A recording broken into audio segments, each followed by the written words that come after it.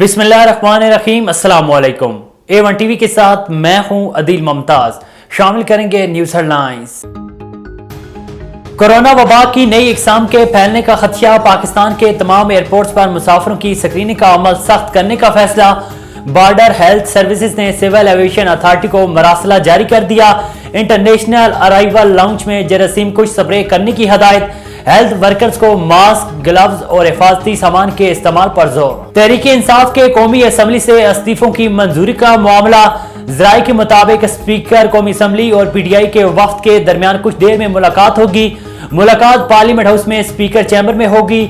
शाह महमूद कुरैशी ने इस्तीफों की मंजूरी के लिए स्पीकर को खत लिखा था। सरबराह अवामी मुस्लिम लीग शेख रशीद कहते हैं, वजीर आजम को डिफॉल्ट का मतलब नहीं मालूम तो गरीब के घर जाकर देखें। मुआशी, सियासी और इक्तिसादी दहशतगर्दी ही असल मसला है।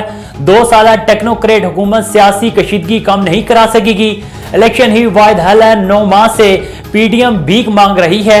सियासी अदम इस्तेहकाम में सारे मुआशी अरस्तू नाकाम हो जाएंगे। गवर्नर सिंध ने MQM राब्ता कमेटी को मना लिया। तमाम धड़ों को मुत्तहिदा में जम करने का फार्मूला तय। जराये के मुताबिक पहले मरहले में PSP और फारूक सिदार साथियों समेत MQM पाकिस्तान में वापस आएंगे।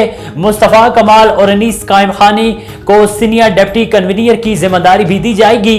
खालिद मकबूल बतौर कन्वीनर बरकरार रहेंगे। MQM में इंजमाम के बाद PSP अपने दफातर बंद कर देगी। वजीर आला पंजाब परवेज इलाही की जेर सदारत सूबाई काबीना का इजलास आज तलब। मुख्तलिफ महकमों में भर्तियों पर आयद पाबंदी खत्म करने की मंजूरी का इम्कान। जंग में मंडी शाह जीवना की नई तहसील की मंजूरी मुतवक्के। पंजाब लोकल गवर्नमेंट एक्ट में तरमीम की मंजूरी दी जाएगी।